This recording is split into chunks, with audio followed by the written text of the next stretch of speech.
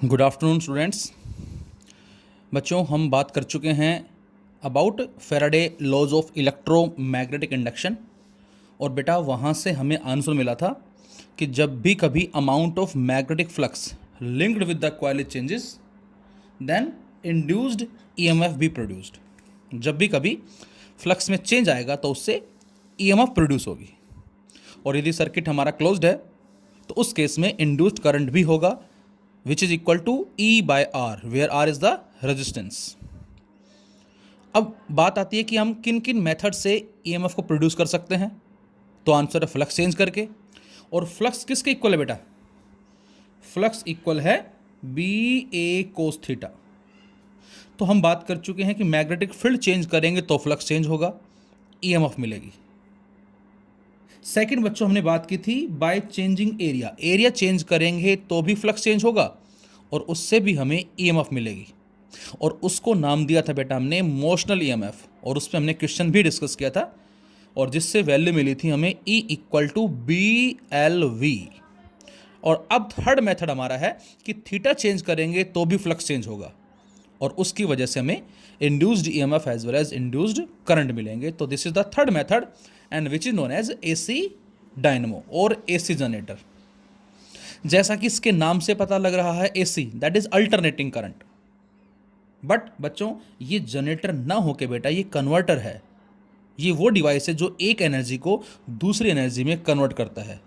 तो बजाय इसको AC जनरेटर बोले हम AC कन्वर्टर बोलें तो वो ज़्यादा सुटेबल होगा, या इसको AC डायनमो का भी हमने नाम दिया है।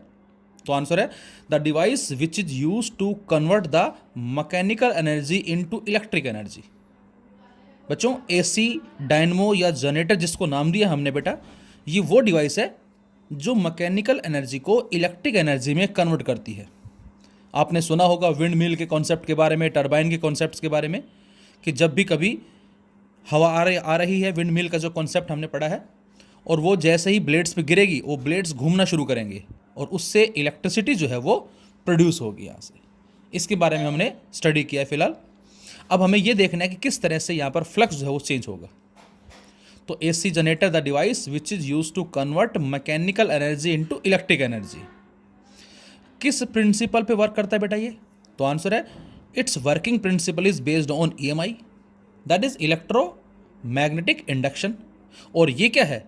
तो आंसर है whenever amount of magnetic flux linked with the coil changes then induced EMF is produced. और वो चेंज कैसे होगी यहां? तो हम देखेंगे थीटा को चेंज करके। कंस्ट्रक्शन और वर्किंग पार्ट हम देखें जरा। तो बेटा सबसे पहले इस कंस्ट्रक्शन पार्ट में हमारे पास एक आर्मेचर कॉइल होता है। आर्मेचर कॉइल किसको नाम दिया हमने? तो आंसर एक सॉफ्ट आयरन कोर होता है जिसको हमने लैमिनेट किया हुआ है, ये भी हम बात करेंगे। तो soft iron core which is laminated, और उसके ऊपर हमने कुछ टर्न्स को इस तरह से कनेक्ट किया हुआ है, ऊपर वाउंड किया हुआ है, ताकि मैग्नेटिक फ्लक्स जो इसके क्रॉस लिंक हो वो मैक्सिमम हो सके। क्योंकि जब ये आर्मेचर कॉइल घूमेगा इस मैग्नेट्स के बीच में तो उससे होगा क्या? उससे थीटा चेंज होगा, और जब थीटा चेंज होगा तो फ्लक्स चेंज होगा। तो आर्मेचर हमने किसको नाम दिया है? The answer is ABCD is a rectangular armature coil. It consist of large number of turns of copper wire wound over the soft laminated iron core। बच्चों एक बड़ी इंटरेस्टिंग बात है कि हम जनरली आयरन यहाँ यूज़ करते हैं, सेम हम जो स्टडी करते हैं बेटा दैट इज ट्रांसफॉर्मर, वहाँ पर भी हमारा आयरन ही होता है। तो इसके पीछे जो स्पेसिफिक रीज़न बताया गया है बेटा वो ये बताया गया है कि आयरन जो है इसकी हाई मैग्नेटिक परमेबिलिटी होती है। अब हाई मैग्नेटिक परमेबिलिटी का मतलब, इसका मतलब ये है कि इसकी टेंडेंसी होती है बेटा कि ये अपने अंदर से maximum magnetic lines of force को पास करवाता है।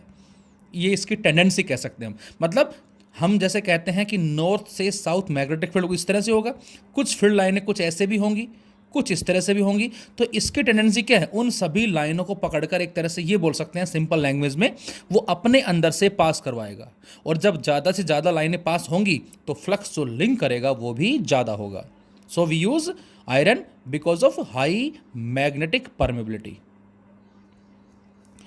और ये हमारा जो आर्मेचर कॉइल है जिसको हमने बात किया है कि सॉफ्ट लैमिनेटेड आयरन कोर जो है उससे बना है, the coil can be rotated about the central axis, और ये हमारे पास कहलाती है इसकी एक्सिस ऑफ रोटेशन में भी कोई भी आप समझ सकते हैं, आइदर क्लॉकवाइज और एंटी क्लॉकवाइज। और यहाँ से जो हमने इस पे टर्न्स अटैच की हैं, इससे होगा क्या, फ्लक्स को हम इंक्रीज कर सकते हैं। तो ये हमारा एक सॉफ्ट लैमिनेटेड आयरन कोर है जिसपे लार्ज नंबर ऑफ टर्न्स को हम कॉपर वायर की हमने वाउंड किया हुआ है। This is the armature. Second one is field magnets. N and S are the pole piece of strong electromagnet in which armature coil is rotated। यहाँ पर बेटा स्ट्रॉन्ग पीस हैं, पोल पीस हैं इलेक्ट्रोमैग्नेट के, जो इस रीजन में एक मैग्नेटिक फील्ड को सेटअप कर रहे हैं डिपेंडिंग अपॉन द स्ट्रेंथ, कि कितना हमें यहाँ फील्ड प्रोड्यूस करना है। फिलहाल जनरली जो एवरेज वैल्यू बताई गई है इसकी, वो 1 से 2 टेस्ला बताई गई है। तो ये हमारा इसका सेकेंड पार्ट कहलाता है। थर्ड पार्ट आपको नजर आ रहा है बेटा इसमें R1 R2, जिनको हम स्लिप रिंग्स बोलते हैं। So part number third, that is slip rings. R1 and R2 are the two hollow metallic rings which two ends of the armature coil are connected। यहां जो आपको डायग्राम में नजर आ रहा है, आर्मेचर कॉइल का बेटा एक एंड ये हो गया और दूसरा एंड ये हो गया इस तरह से, और ये दोनों किससे अटैच हैं, इस स्लिप रिंग से अटैच हैं। और जैसे आर्मेचर कॉइल घूमेगा बच्चों, तो उसके साथ साथ ये स्लिप रिंग्स जो हैं बेटा, ये भी क्या करेंगी, घूमेंगी। और उसके बाद पॉइंट नंबर जो फोर्थ हमारा, दैट इज द ब्रशेज। ये B1 B2 क्या हैं बच्चों, these are the two carbon brushes. B1 B2 are the two flexible metal plates, और we can say carbon rods. These are fixed and are kept in light contact with the R1 and R2। इसको fix भी किया हुआ है, लेकिन slightly R1 R2 के साथ contact में भी है। कॉन्टैक्ट में होने से बेनिफिट क्या होगा बेटा, तो आंसर है कि जब ये घूमेगा कौन, आर्मेचर कॉइल, तो उसके साथ रिंग्स भी घूमेंगी, और उस रबिंग एक्शन की वजह से होगा क्या, उस रबिंग एक्शन से यहाँ पर क्या होगा, एक पाउडर जो है रिलीज होगा, किससे, इस ब्रशेज से।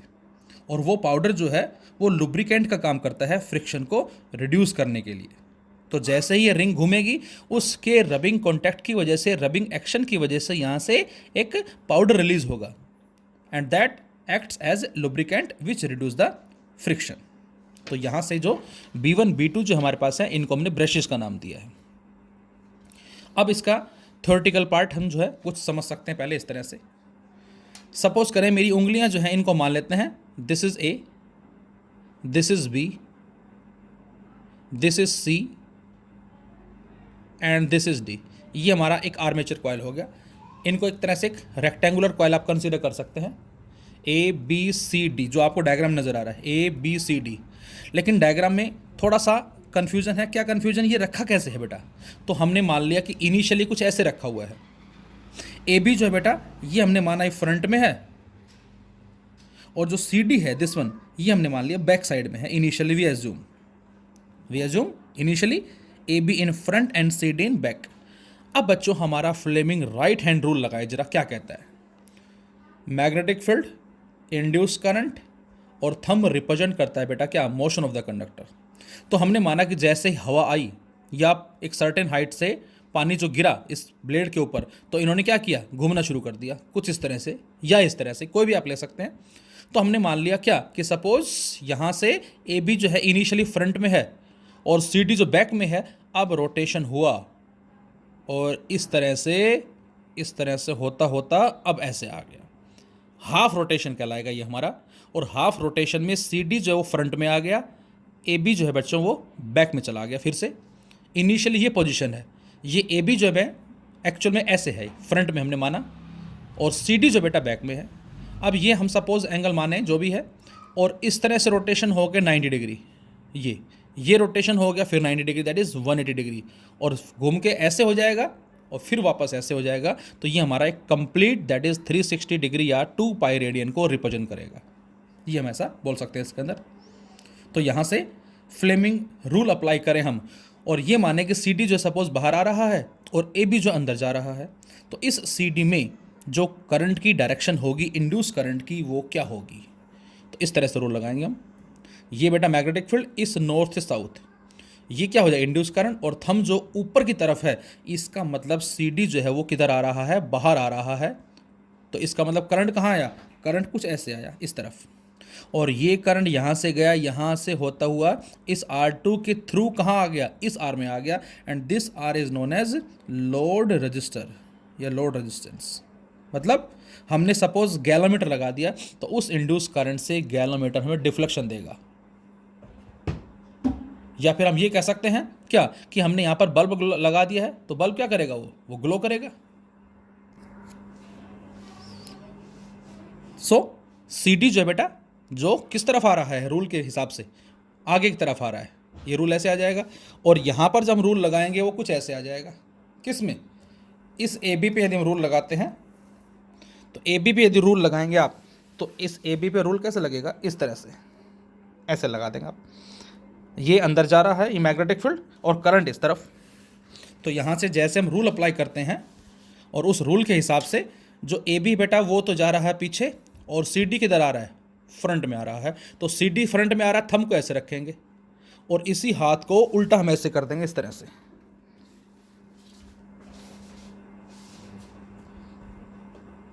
कुछ इस तरह से कर देंगे हम, तो वहाँ से हमें आंसर मिलेगा क्या कि यहाँ जो करंट मिलेगा इसके कॉरस्पॉन्डिंग वो ऊपर आ जाएगा।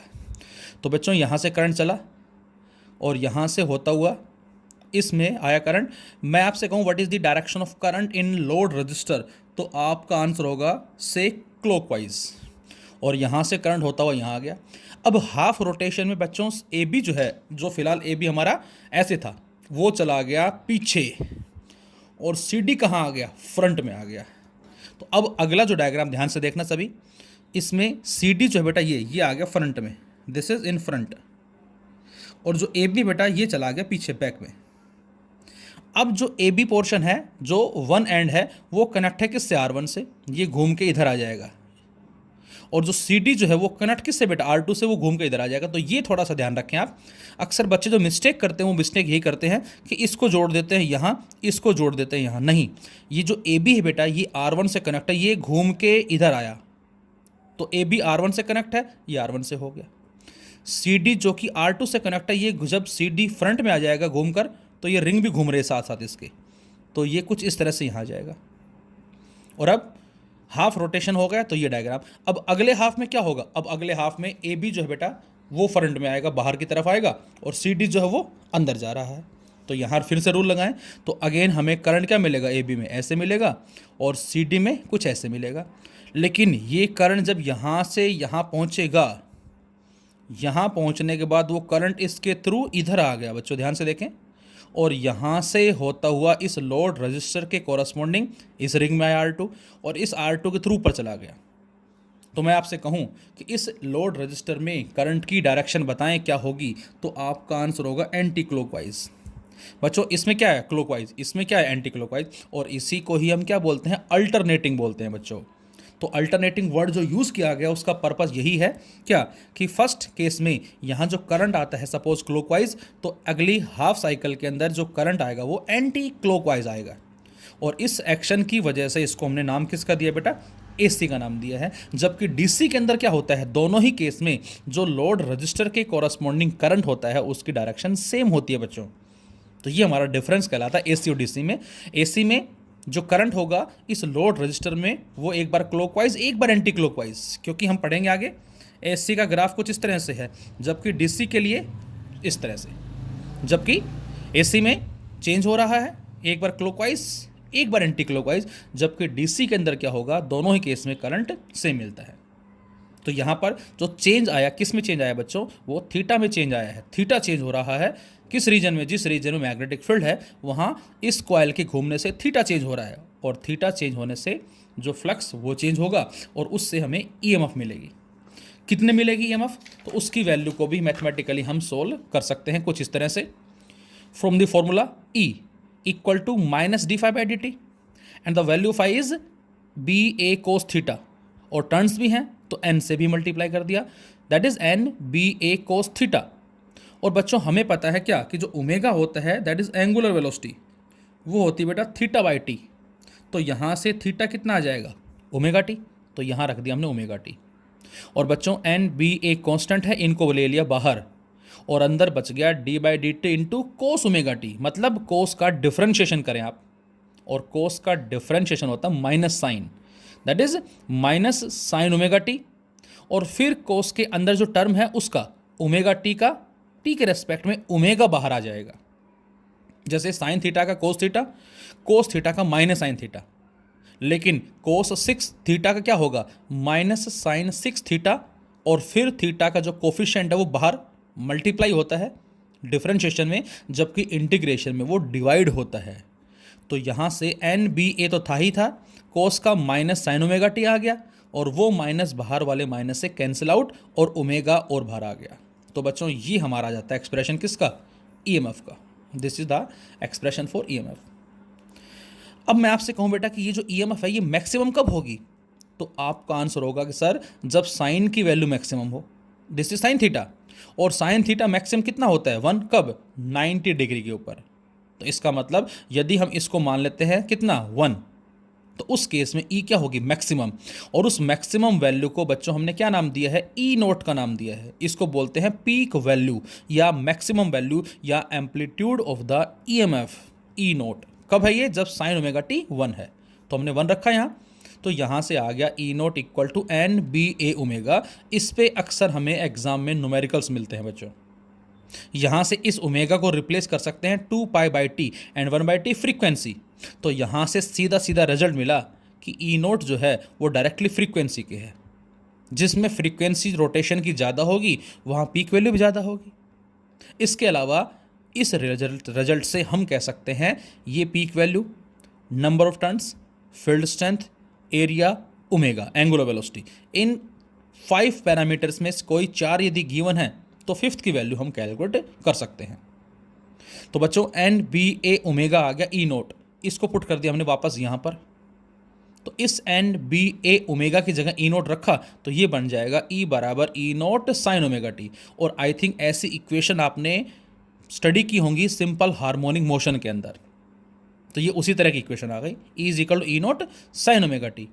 और मैं आपसे कहूँ बेटा इसका ग्राफ प्लॉट करें तो यहाँ पर जो E is equal to E naught sine omega है, इस ओमेगा को हम 2 पाई बाई टी इंटू ऐसे भी लिख सकते हैं। और जब आप इस स्मॉल टी की जगह पुट करते हैं 0, T by 4, 2t by 4, 3t by 4, 4t by 4, यहाँ 0 एंड 4t बाई 4 का मतलब कंप्लीट साइकिल टी, मतलब ए बी पीछे गया और फिर फ्रंट में आ गया, एक complete cycle. T by 2t by 4 का मतलब t by 2, half cycle. Half का मतलब क्या होगा, इनिशियली ए बी ये है बेटा, ये 90 डिग्री, ये 180 डिग्री, फिर ये उसके बाद 270 और वापस ये 360।